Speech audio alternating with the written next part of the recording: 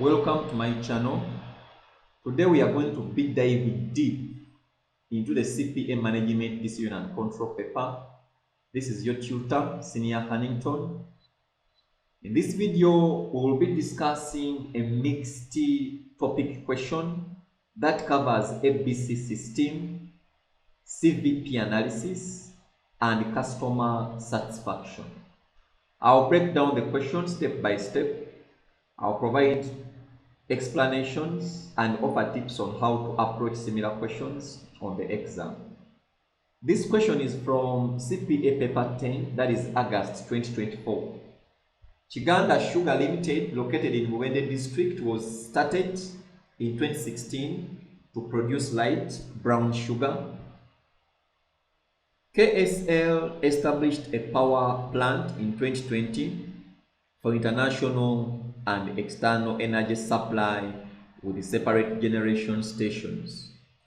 The generation stations are named KSL PS01, that is for internal supply, and KSL PS02 for supply to national electricity grid. The power plant supplies energy for internal use at shillings 250 per unit and to the national electricity grid at shillings 300 per unit. Now, these are for each and every unit. This is how much they charge. Okay, so we can call this graph has your selling price per unit.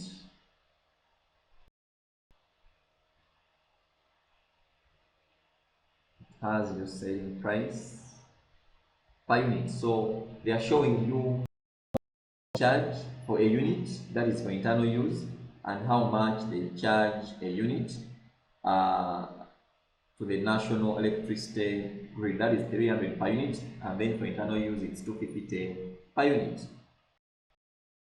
Below is the extract relating to each generation station for the year 2024. So they have given you some for each and every generation station for the year 2024. We have KSL PS01, then KSL PS. So you have been given production stroke sales output in 1,000 units. You have the direct labor cost per unit, the other variable overheads per unit. Then you have produced per machine hour, that is units. Remember, the power produced is measured in units. So we have the power produced per machine hour, units. Then floor space occupied, that is square meters. The floor space occupied are square meters. Then you have the visiting hours by supervisory team. So they are giving you some information about each of the generation stations. Now KSL budgeted to incur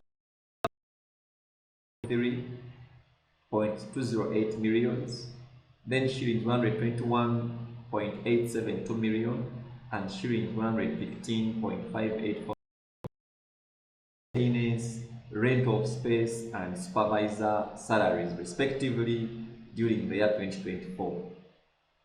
KSL budgeted to make before tax of shillings 120 millions 106,800 for the year 2024. Now the examiner is giving you what the company budgets to incur. You see machine maintenance, rent of space respectively. But up here in this information, you see you have power produced per machine hour, units, floor space occupied, square meters, then the distance by supervisory team. When you try to look at this information and then the paragraph below, you see that down here you have the overheads that they are budgeting to incur for machine maintenance, rate of space, and then the supervisor salaries. But then up here you have power produced per machine hour, floor space occupied, that is square meters, then visiting hours by supervisory team. These are cost drivers. drivers. These cost drivers. These cost drivers are going to help you to deal with those budgeted or down there. Those are cost drivers. So we have looked at that paragraph. Now the company uses traditional costing system. The company system. This is a keyword in this paragraph. The company uses the traditional costing system to absorb fixed overheads to the power generation station on the basis of volume. Remember, the traditional costing systems use one absorption base when it comes to allocating or when it comes to absorbing the fixed overheads to the product costs. So, the budgeted net profit based on the traditional costing is 97.92 millions. That is the budgeted profit as per the traditional costing system, and 77.928 millions for KSLPS 01 and KSLPS 02 respectively. So they are giving you the budgeted net profit based on the costing systems. Now the finance director proposed to the senior management the introduction of MDC, that is activity based costing system. So the company uses traditional costing system, but now the senior management, the finance director proposed to the senior management the introduction of MDC system, that it is efficient in profitability analysis than the traditional costing system. Of course, that is true. The MDC system is always more efficient when it comes to profitability analysis than the traditional costing system. Further indicated that MDC system will enhance customer satisfaction. Yes, MDC system will enhance customer satisfaction. Now, what are you required to do? Advise KSL senior management on the most performing power generation station. Use volume ratio. Use profit volume ratio. Now, profit volume. So here, part A, application of CVP analysis. Application of CVP analysis. That is part A. So you see, you're required to identify the most performing power generation station using profit. So that is now under CVP analysis. Then the total revenue due to break even for the year 2024, still that is CVP analysis. But don't forget, this company budgeted for tax of shillings 120,196,800. So here they are asking you to determine needed to break even for the year 2024, but don't forget in that year there is a profit they want to achieve. Adopt MDC system. So you also have to advise KSL senior management on whether to adopt MDC system. Then the factors influencing customer satisfaction. Now when we look at this, this is a mixed topic question, and of course you should always expect such questions when it comes to MDC. Expect to see those mixed topic questions. When it comes to such questions, of course, you need a strong grasp of all the topics covered in the syllabus. You have to practice with the mixed topic questions. So you have to look for the practice materials that cover multiple topics. Of course, as you have seen, there is some information you use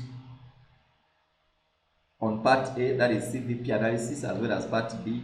Then there will also be some other information you use when it comes to the MDC system. Of course, now the examiner expects you to be having that knowledge which you can apply to solve the problem.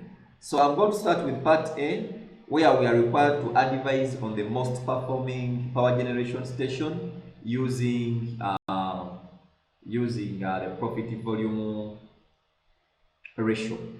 Using the profit volume ratio. So part A, the most performing power generation station. Most performing power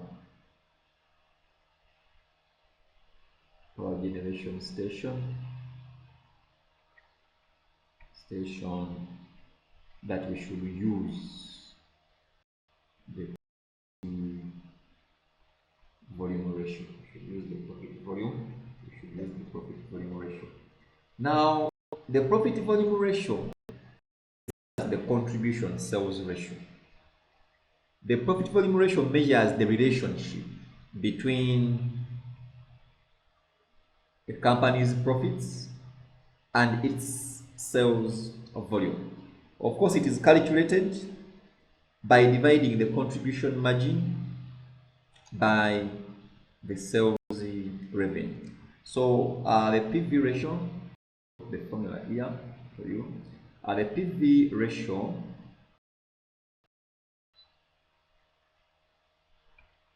we get the contribution margin,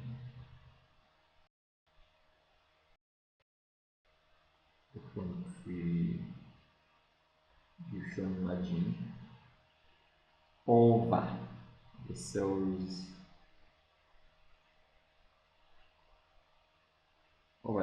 revenue. First time is 100 because it is always expressed as a percentage. So what do I have to do in this case? We have our generation stations, that is KSL, PS01, as well as KSL, PS02. So you have to apply this formula, that is the profit volume ratio, to identify which generation station is the most performing.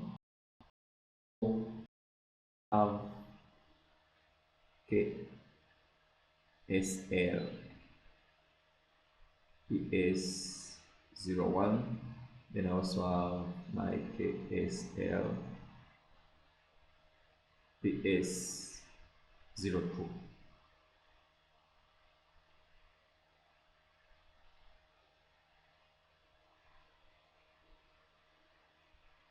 Contribution margin, that is selling price less the variable costs. Selling price less the variable costs.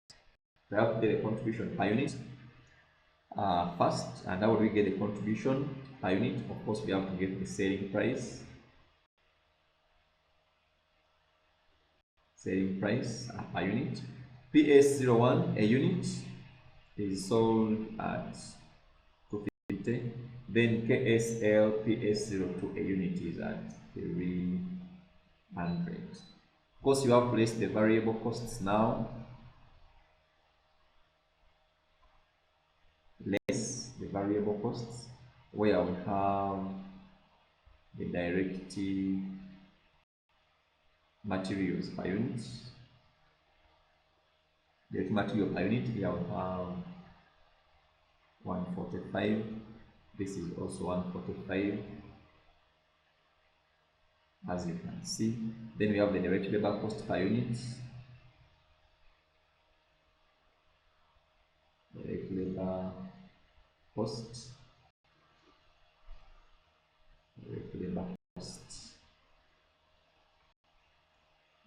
KSL PS01 direct labor, this is 35, and then this is 55.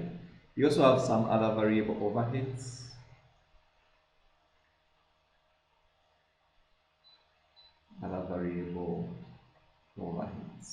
This is a 40, and then this is 76. So now you can get your contribution margin.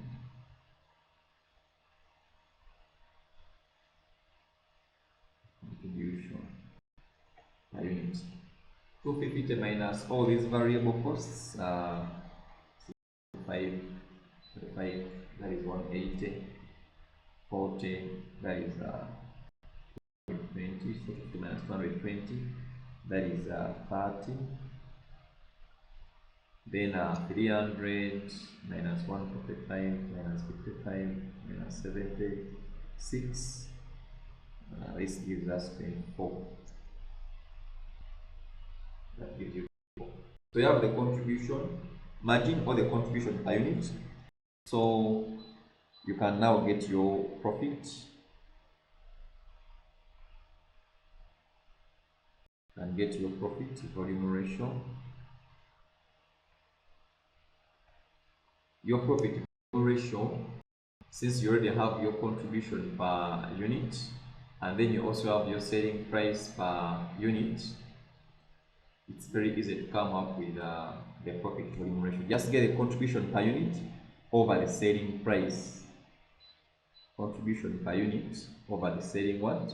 Over the selling price. Get your contribution per unit over the selling price. So the contribution per unit for PS01, that is 30, selling price is 250, then of course we multiply by 100, so this is 12%. This is 12%. Then for PS02, the contribution per unit is 24, the price is 300. When you divide and multiply by 100, you get 8%. You get 8%. Now you have been required to advise the company. You have been required to advise the company on the most performing power generation station that you should use the profit volume ratio. Use the profit volume ratio. Now, according to the computation, PS01 has a profit volume ratio of 12%, then PS02 has a profit volume ratio of 8%. Now, the most performing power generation here is that station that has the highest profit volume ratio, and that is KSL PS01. This is the station that is the most performing. This is the most performing station. Okay. 01 PS01 is the most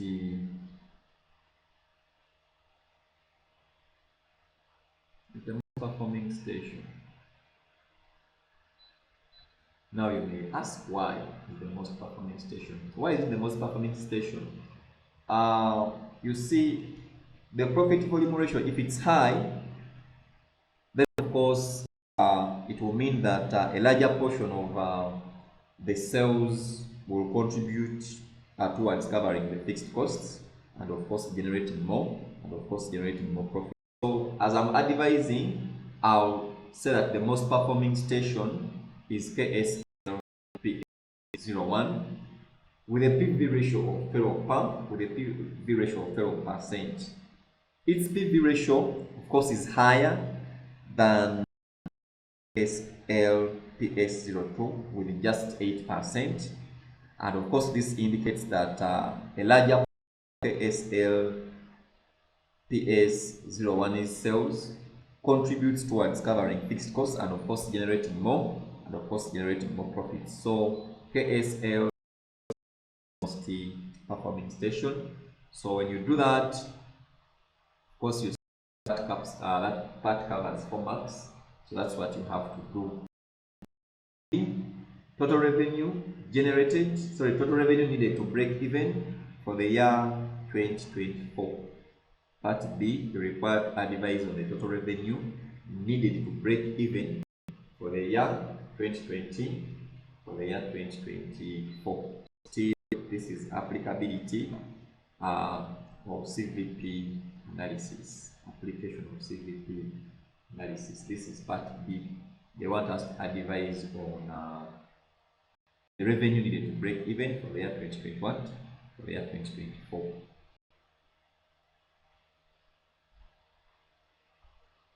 Revenue needed to break even for the year 2020, for the year 2020, the year 2024.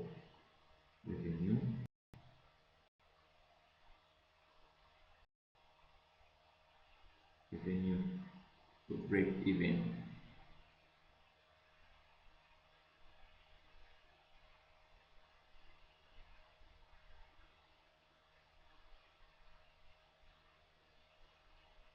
Break even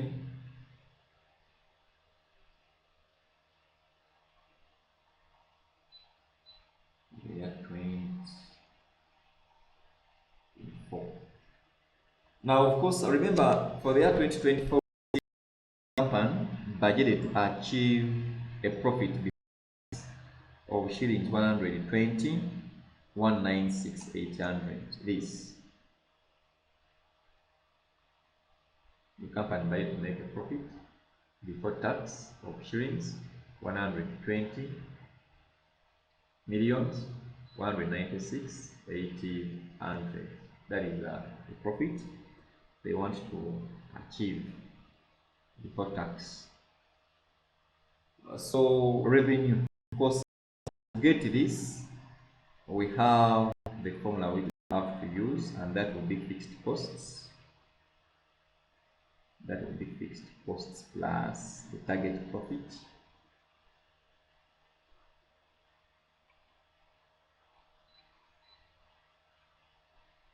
It's the target profit. Remember, this profit is before tax. If it was after tax, of course, they will give you the tax rate, but this is before tax, so we don't need the tax rate in this case. So it will be fixed cost plus target profit over. Since we are dealing with the different stations, so you can look at this as a multi-product CVP analysis case. So we have to use the weighted average.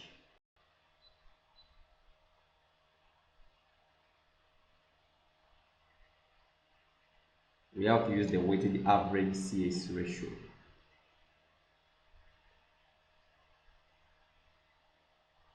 The weighted average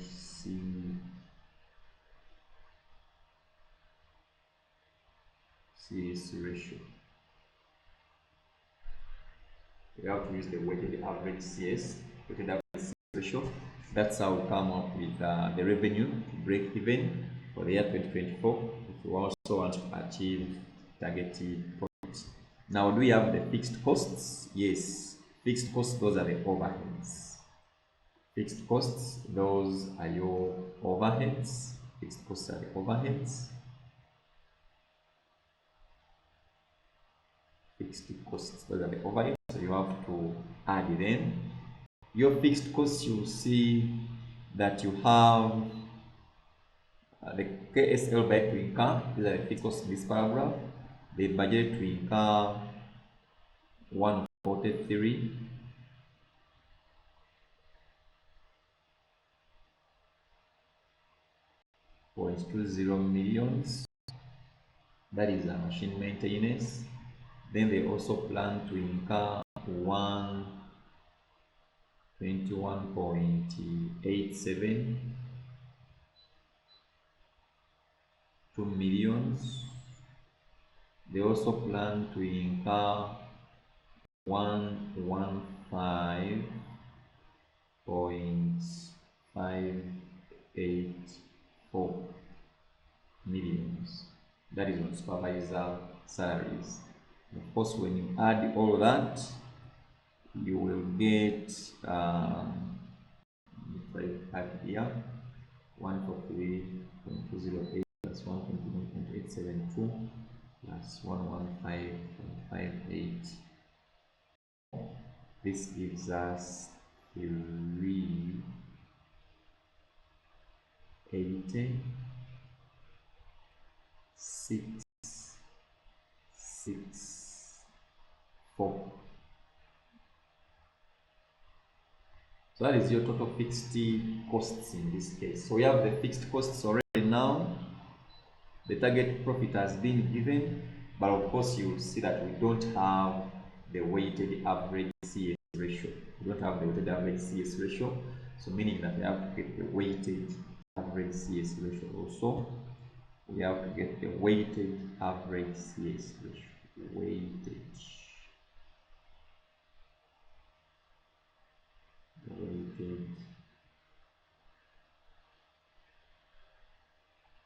average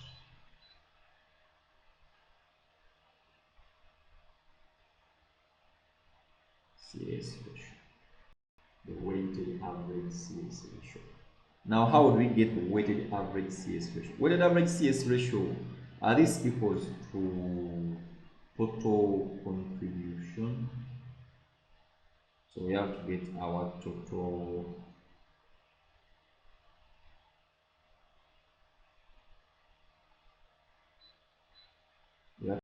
contribution. We have to get our total contribution, total contribution over the total sales revenue, total sales revenue.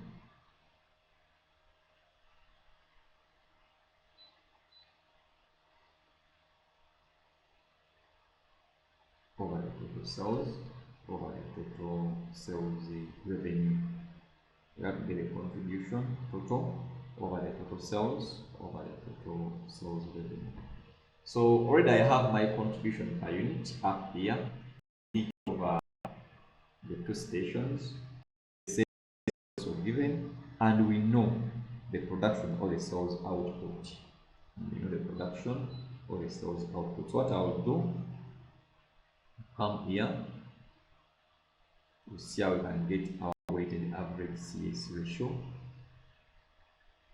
So the weighted average CS ratio. Total contribution. The contribution per unit, that is for PS1, it is 30. That is 30. And when we try to look at PS1, we see that the output is 8,160,000 units. That is the output, so I'll multiply by that output. So 30 times the output. I want to get a total contribution for both stations. So this is times 1,860. Then plus PS2, its contribution is 24. But the units they are planning to produce and sell, they are 12 million units, 12,988,000 units. Those are the units they are planning to produce. So if I have those units, I multiply by the contribution per unit, then I will get my total contribution. Then I have to divide that by the total sales revenue. Total sales revenue, of course, you just get the selling prices times the number of units to be sold. The selling price for PS01, that is 250 shillings. That is 250 shillings. So I'll get 250 shillings. 250 shillings times 1,860, the number of units to be produced and sold.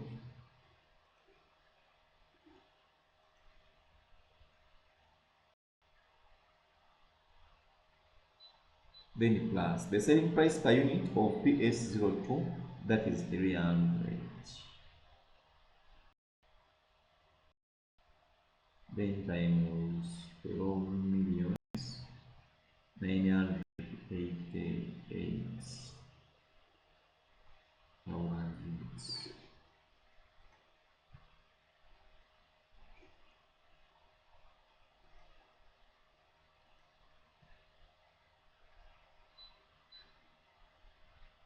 So the total contribution, when you compute and you multiply the contribution per units for each station times the number of units that we have produced and sold, and we add together, the total contribution is 556 millions. 500,000. That is your total contribution. Then the selling price, when you get the selling price, the sales revenue total, when you get the selling price times the units to be sold, and then you add for the two stations, your sales revenue total, I'm getting this is 5 billions. 5 billions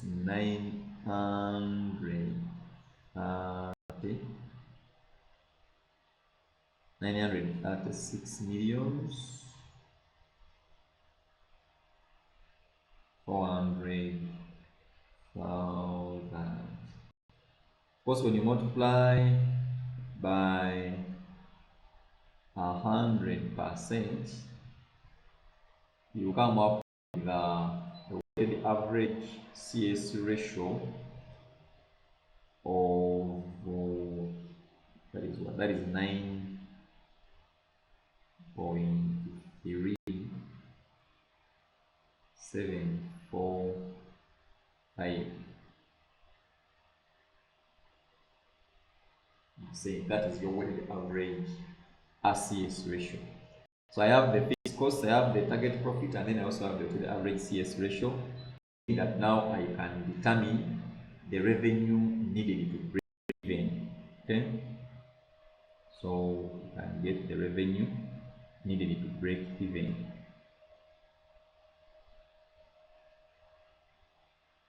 Revenue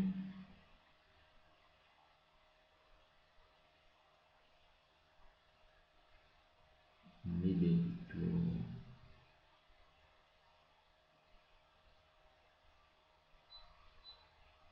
break even.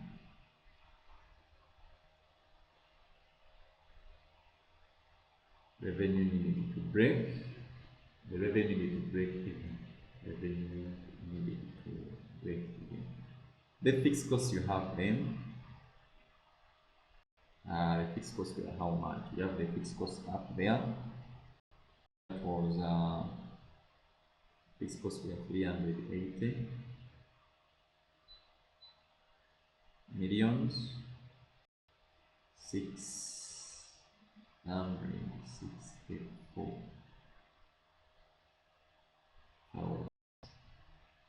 Then there is also a target profit, and your target profit is already given as target profit is 196,800.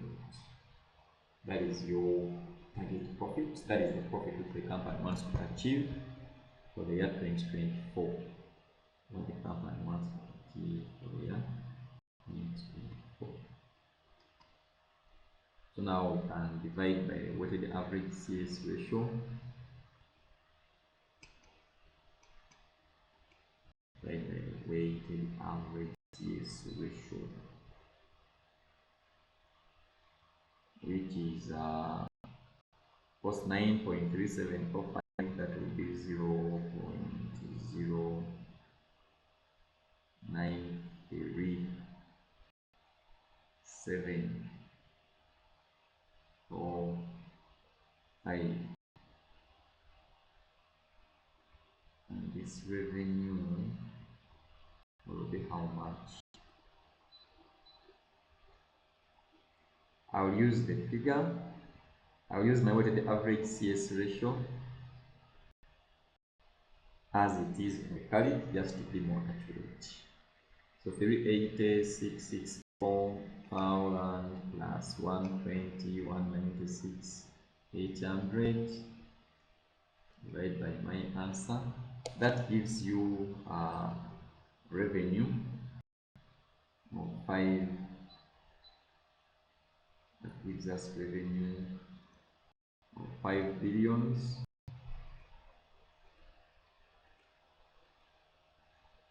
The revenue is of 5 billions. This revenue is 5 billions 342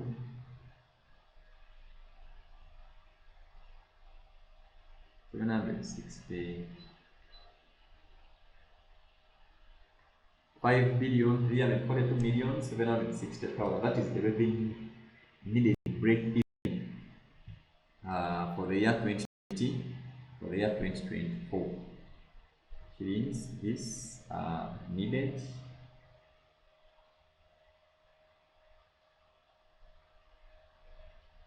to break even. That's what the company needs to break even.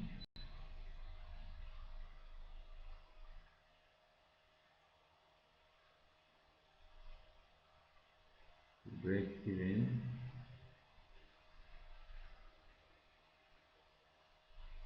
to break even in 2020, to break even in 2024. Don't forget that in 2024 the company has a profit which is targeting achieve, needed to break even in the year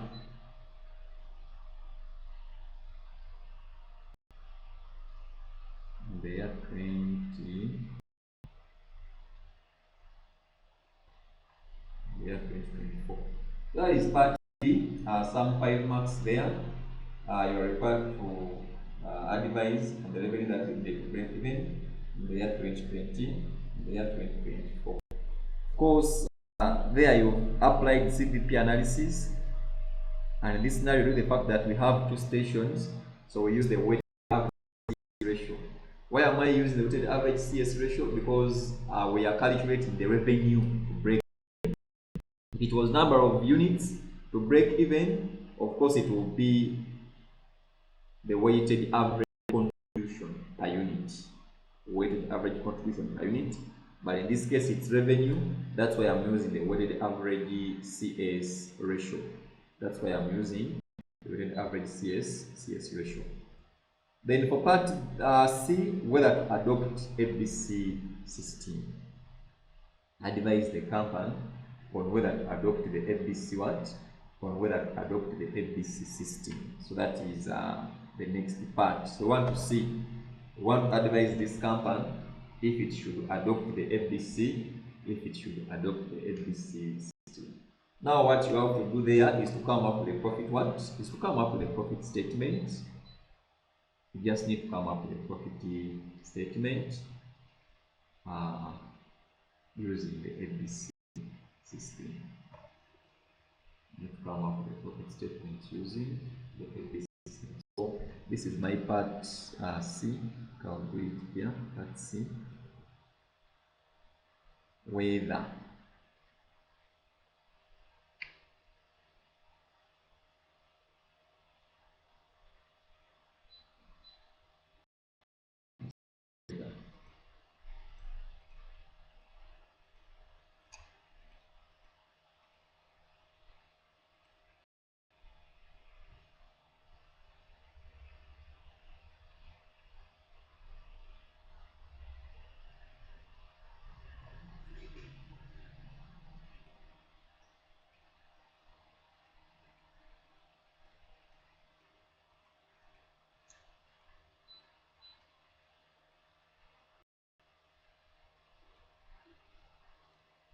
so I want to advise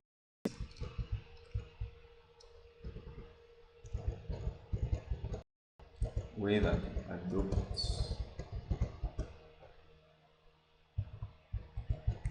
the MDC system. Whether to adopt the MDC, whether to adopt the MDC system, whether to adopt the MDC system. So we are going to make a comparison between MDC and of course the traditional costing system.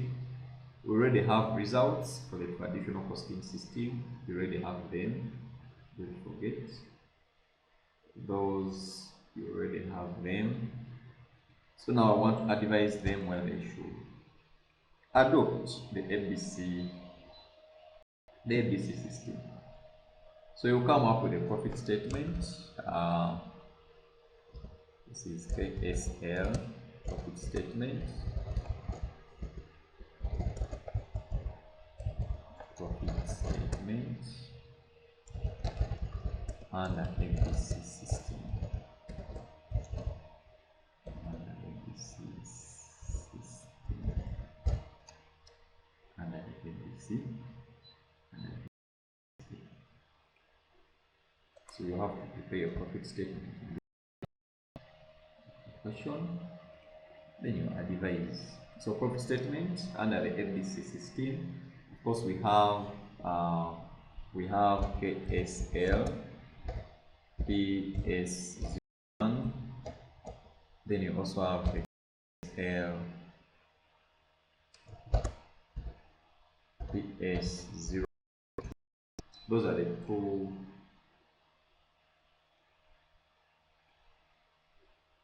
Those are the two stations that the company has.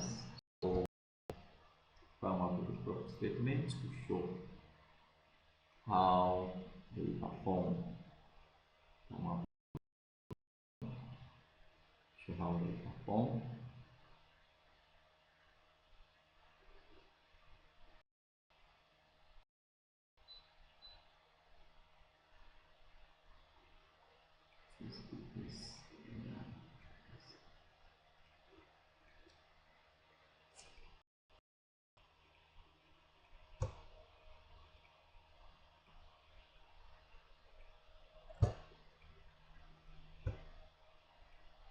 So here you work with the profits for each of these two methods. That's using the FBC system.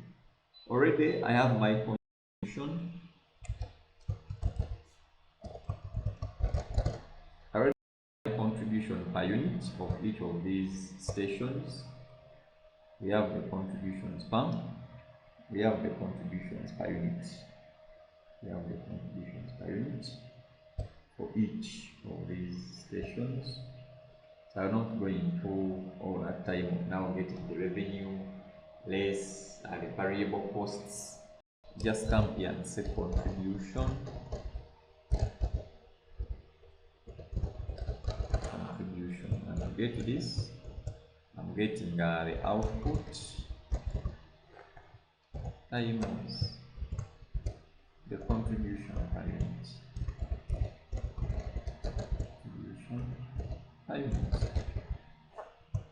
The contribution per unit you already have. Contribution per unit of PS01. I'll just come here and put my 30. But of course, for PS01, there were how many units? There are 8,160,000 planned to be supplied. Then PS02, the contribution per unit is 24.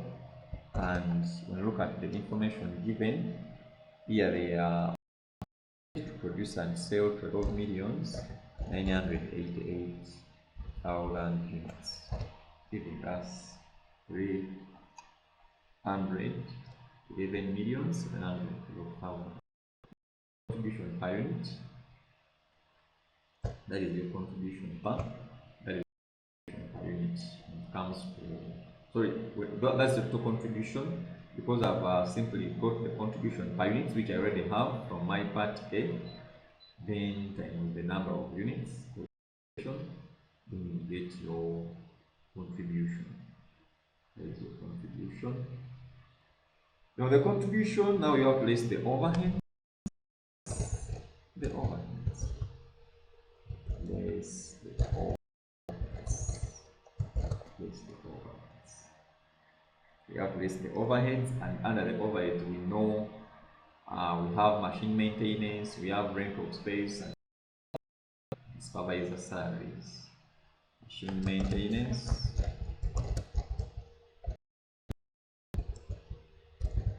we have rent of space, and then you also have the supervisor salaries. Now, when it comes to MDC, of course, you have to come up with the cost drivers. Remember, I told you up here, drivers, the extract, in the budget extract up there, we are given cost drivers, power produced, machine hour units, the floor space occupied, then the visiting hours by supervisory team. So you have to use to allocate those overheads to the different stations. So we need to get the cost drivers. Let me do that here down. So workings, the working is for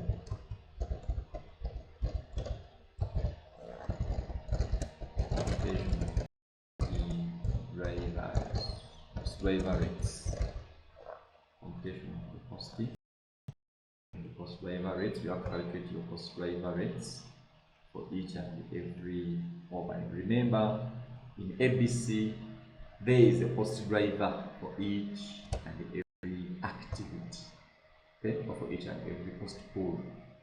So we have to go for the overheads.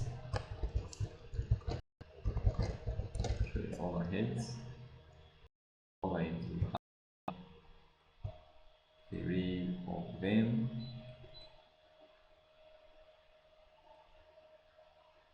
Those are the overheads which we have. Actually, amounts of these overheads, that is in shillings, amounts of the overheads in shillings. We actually amounts of these overheads in shillings. Machine maintenance, graph, this, that's where we have the overhead. Machine maintenance, the overhead is 143, 208,000. Then 1.72, that is rent of space. Then supervisor salaries, it is 115 million.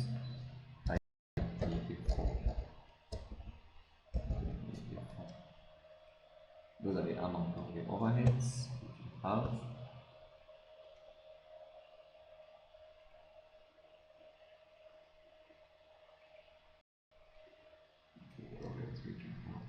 So if I have those overheads, then of course I need to know the cost drivers. Should be able to tell what influences these overheads, the cost driver. What is the cost driver for each of these overheads? Look at the information given. Cost driver brackets units. So we have to get the machine hours. So machine maintenance, that will be machine hours.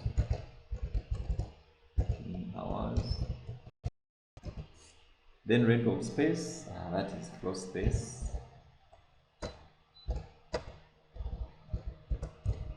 That is floor space. Then visiting hours, that is the supervisor, the visiting hours. That will be the cost driver for the supervisor salaries. So those are your cost drivers. After coming up with this cost driver, now what I have to do, I have the units of the cost. How many machine hours do we have? Units of the cost driver. Units of the cost driver. So we find out how many machine hours do we have, how many square meters do we have for the floor space, and how many visiting hours do we have. Of course, when you look at the question, you will see that for the visiting hours, you have them up there, visiting hours by supervisory team 325, so you add them 325 plus the 425. So here we have 750 visiting hours. Then the floor space, you have space, square meters, 15,025, that is around 40. 15,000 and 25,000. That is 40,000 square meters. Then this is hour. Then the machine hours. The machine hours, you are being told that you have the power produced per machine hour units. Remember, they have machines. So the machines they used, they were producing 1,500 units. That is the power produced per machine hour. So each hour, when it comes to PSL, they produced 1,500. Then each power PS02 it produced 2,000. So we have to find out the machine hours per. We have to find the machine hours that were used for those units for PS01 and then PS02. Machine hours are not given to you, so you have to look for the machine hours. Machine hours PS0 and then PS02. How do you arrive at those hours? We know that they produced 8,160,000 units, but they produced that by using machine hours, and the units that were produced per machine hour, that was 100, meaning that on that machine, on that station, the hours that were used, you get your units, that is 8,160,000 units, divided by the units that were produced from the use of each machine hour, and that gives you 5,440 hours. For PS2, we know they produced 12,988,000 units, but the power that was produced from each machine hour, that was 2,000. So when you get the total units that were produced, divide by the units they produced from the use of one machine hour, that will give you the total machine hours that were used to produce those 12 millions plus units of PS02 over 2,000, and that will give you 6,494 hours. When you add, of course, the two, you will get your total machine hours as 11,934 machine hours. Those are the machine hours that were used to produce all the units of PS2, PS02, and then PS01. So units of the post driver, here we have 11,934. Those are the units of the post driver. These are hours.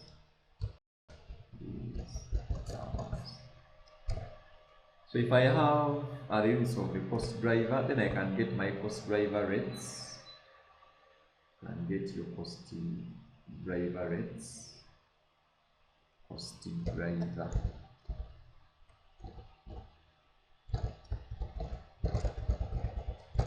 Post driver rates. To get the post driver rates, you get the amount of the overheads divided by the units of the post driver. So this is per machine hour.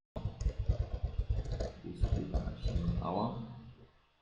When it comes to the rent of floor space, get your overhead over the units of the driver, that is 40,000 square meters.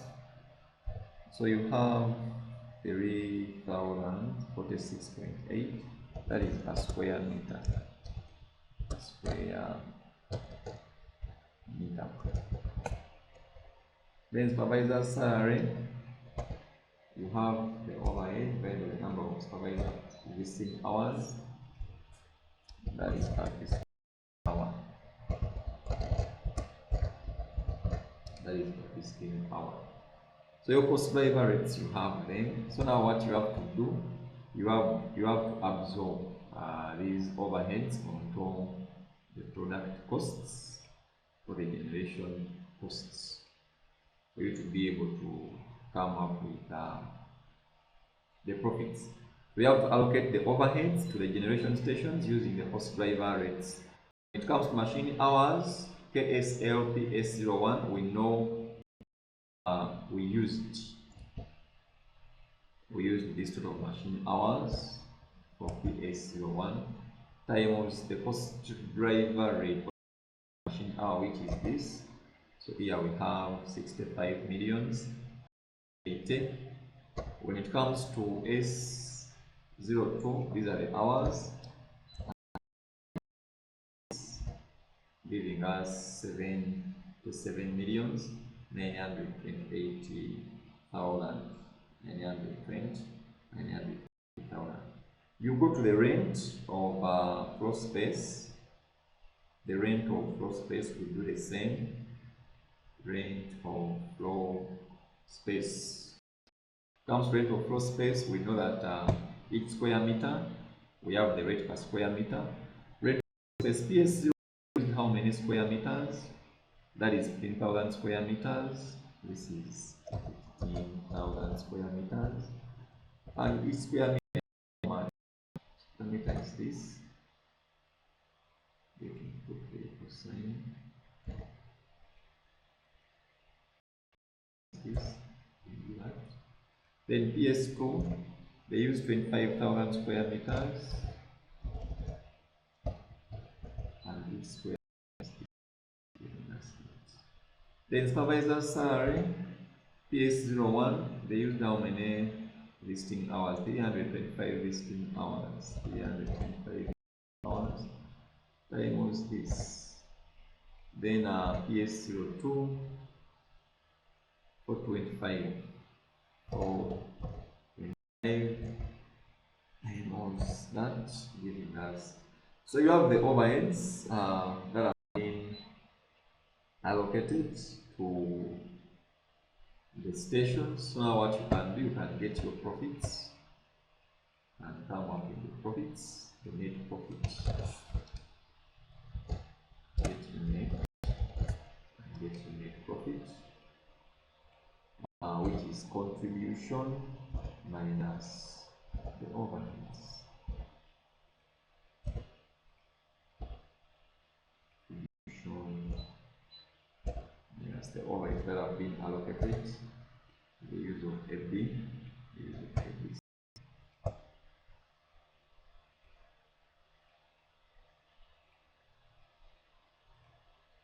So these are the profits which we have, and the MDC. Those are your profits for the MDC system for the different stations. So now they have asked you to advise management on whether they should adopt the MDC system, on whether they should adopt the MDC, on whether they should adopt the MDC system. Of course, this is what you have. So you have to, you can see the analysis. After coming up with my profit MDC system, I can see the I can show the analysis of the profit. Analysis of the profit results.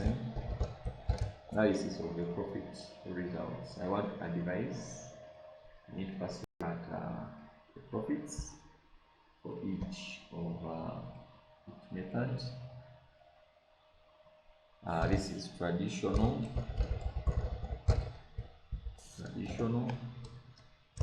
then ABC.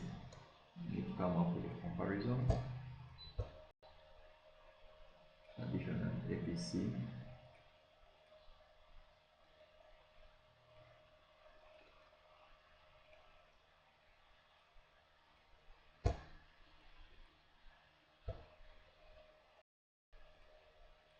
Traditional MDC. Just a brief comparison.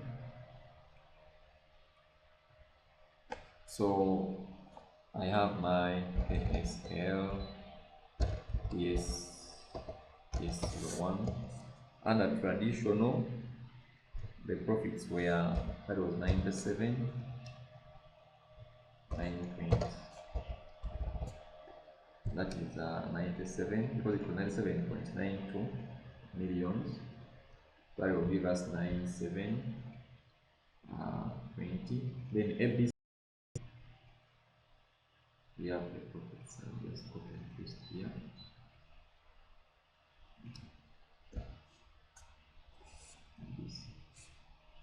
Just type this is 83,731, 600. That is for the ABC system.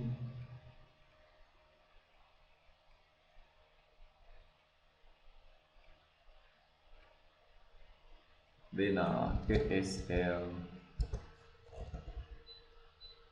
PS02 additional was 83.7316.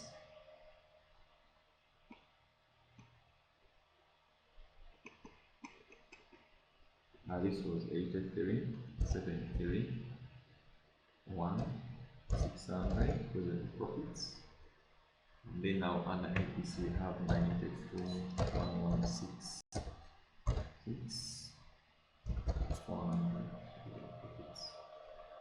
So you're going to of course I have to add these profits, though even the profits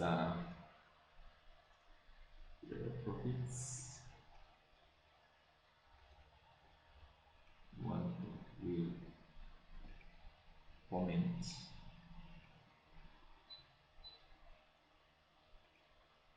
So you see, we look at the traditional, we look at the analysis of profits, so that PS01 is performing better. It's the best performer under the tradition. Best performer under the tradition because it has a profit of around 97 millions, yet under MDC it has 83 millions. Then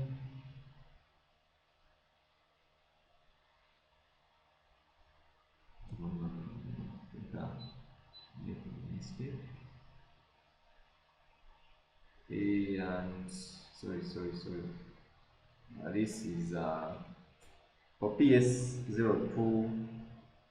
For PS02 its profit was 77,9.8 under the tradition. Then this is what we have under the MDC. So under the traditional, PS01 is the best performer, but when it comes to MDC now, the results have changed. The performance under MDC shows that now PS02 is the best performer. Now, if we ask you to whether to adopt the system, yes, you're going to talk about that profits have changed in favor of PS02 when they switch to MDC. Yes, but you should give reasons as to why they should adopt the change in profits. So, and of course, you have to show the reason as to why you assume that MDC should be adopted.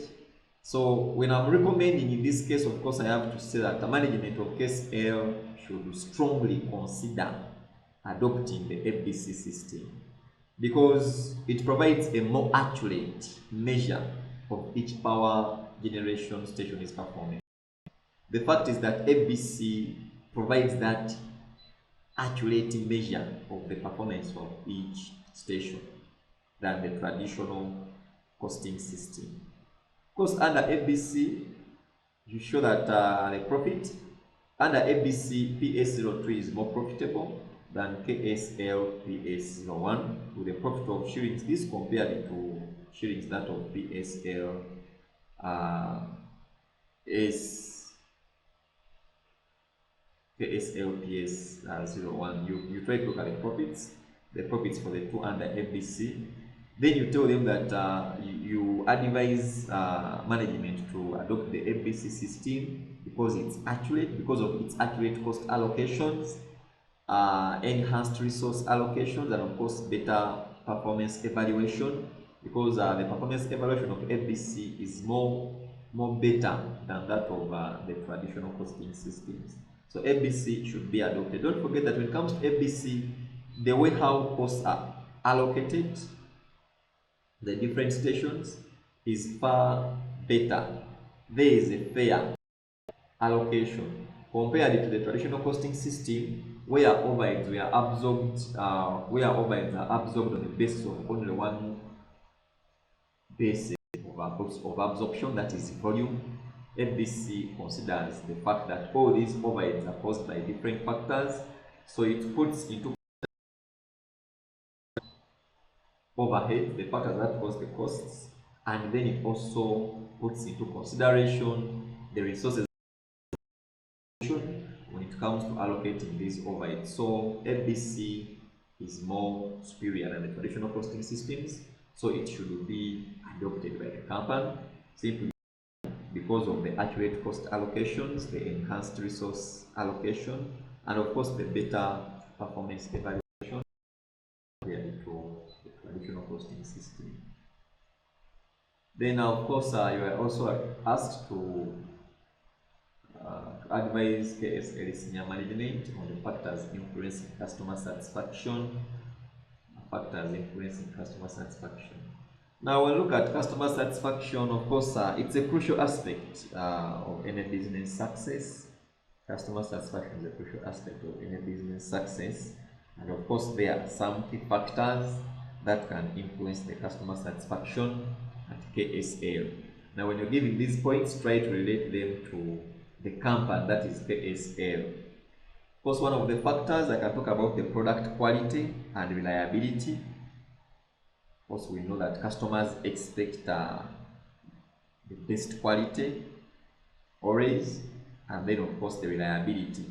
Due to the fact that this company is a sugar, what about sugar? It's a sugar limited.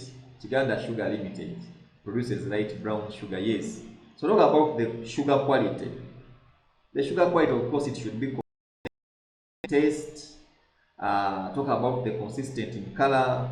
The sweetness should also be looked at. The sweetness should be consistent. So if you have your sugar today, it tastes in a different way than how it was tasting yesterday, for sure there will be no consistency. Consistency in the taste, the color, as well as the sweetness. So the sugar quality is very essential. When it comes to the power supply, of course, talk about that is for the external customers. This has to be very crucial. It has to be consistent. It should not be interrupted. That is, expect product quality and reliability, and that will be one of the factors that will influence their satisfaction. If the product is of a good quality and the supply is always reliable, satisfied. What about the customer service as another factor? Of course, KSL, it should have an efficient customer service channels to address customer inquiries, their complaints. So if their customer service is good, then of course customers will be satisfied. Most especially if the customer service addresses all the customer inquiries and complaints, then customer satisfaction will be very, very high. Talk about the social responsibility. KSL should also be committed to social responsibility such as community involvement, and of course this can positively impact the customer perception. So if the company has that social responsibility, then of course you expect customers to really be satisfied if the company plays a role in the social responsibility. Then the communication, because the communication should always be clear. KSL should maintain that open and clear communication with its customers, should always provide them timely updates as there are some changes maybe or issues related to power supply.